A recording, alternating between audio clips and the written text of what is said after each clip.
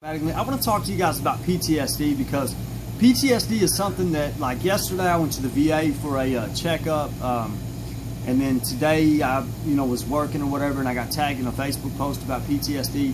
So I wanted to kind of share with you a little bit about my experience with PTSD and how I feel about it. So when I was in the military, I served multiple tours to Iraq, and there at the end, I mean, without a doubt, I started having some issues. I was having trouble sleeping at night. I was chasing invisible bad guys around. Like it really, really gave me some issues. Any noise that I heard, I was very hypersensitive to it. I would have to check it out.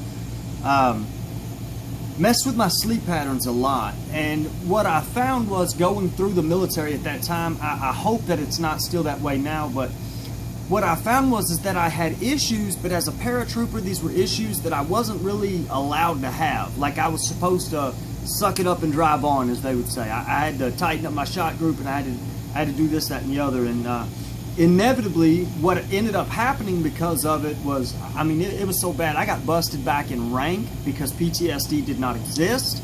No paratroopers had PTSD. It was a horrible, horrible experience.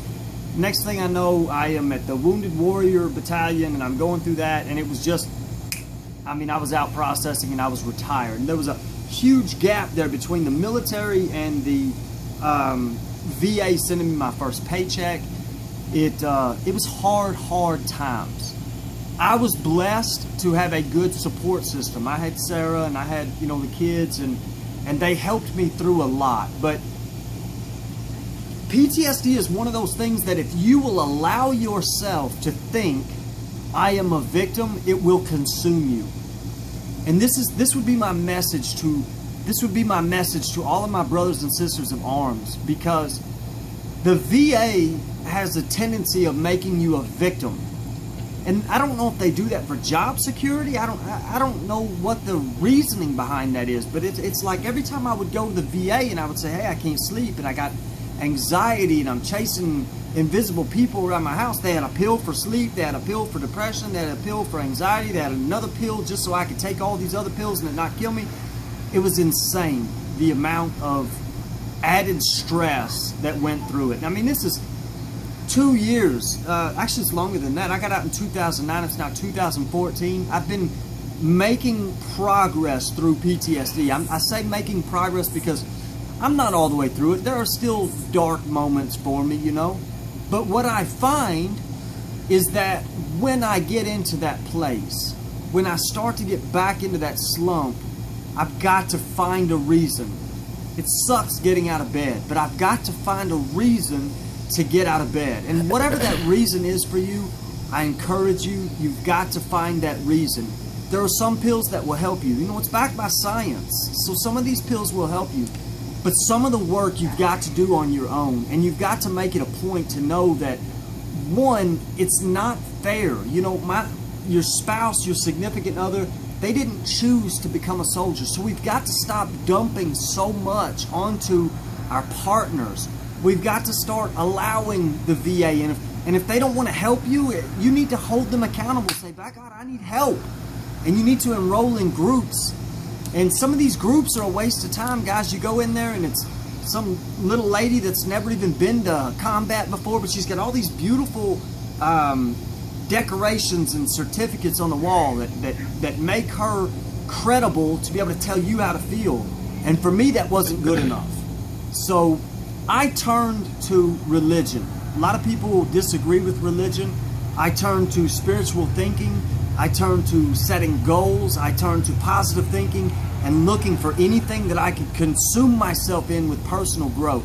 And another thing that I've done, and maybe it's not a fix, maybe all of this stuff is going to catch up with me one day, but I've made it a point that I will not stop moving. I will not stop moving. There are 24 hours in a day. I try to stretch 26 hours out of that day.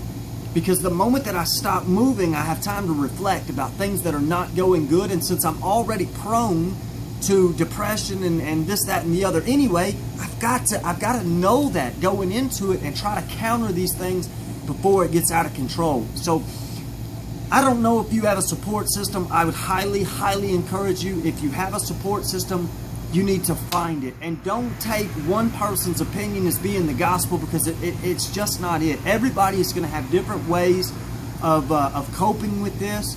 If you go to AMVETS or, you know, the American Legion and this, that, and the other, I personally don't partake in it. And it's a shame, because you've got all of those years of experience that I should be able to come in and be able to be welcomed and whatnot. But I kind of feel like because they were not treated good when they got out and we were treated better, it's almost like they have to have a, well, this is what I went through when I was in it. I don't want to talk about the blood and gore. I'm doing everything that I can to suppress that and to not bring it to the front and to try to, you know, I heard a song today. It says that the military taught me how to put on my uniform, but they never taught me how to take it back off.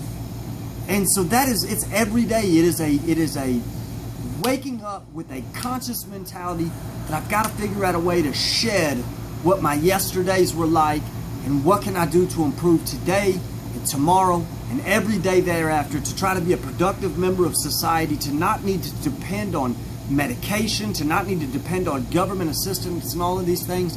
And some of you guys, the stuff that I went through, the explosions, the fires, the smoke, the ammunition's cooking off, the seeing your comrades in bits and pieces on the ground, like even now it's tough for me to visit that.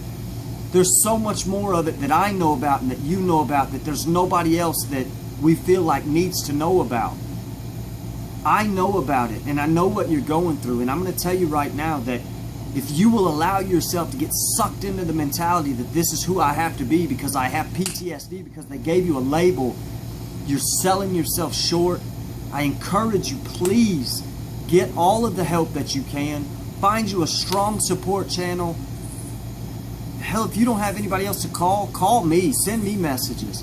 I cannot offer you medical advice. I'm not trained in that field, nothing. I can only tell you what I've done that works. And you take it with a grain of salt. It may not help you, but this is my way of saying that PTSD, while it's almost crippling. You know what I mean? It's like, I have PTSD, what is that? And your hardcore driven hua mentality says that's weak people have that. But I'm telling you, you need to allow yourself to be human. When those tears come and you can't hold it back, that is your body trying to purge, and it's saying, I've had too much. You need to learn how to take quiet time and let those tears go.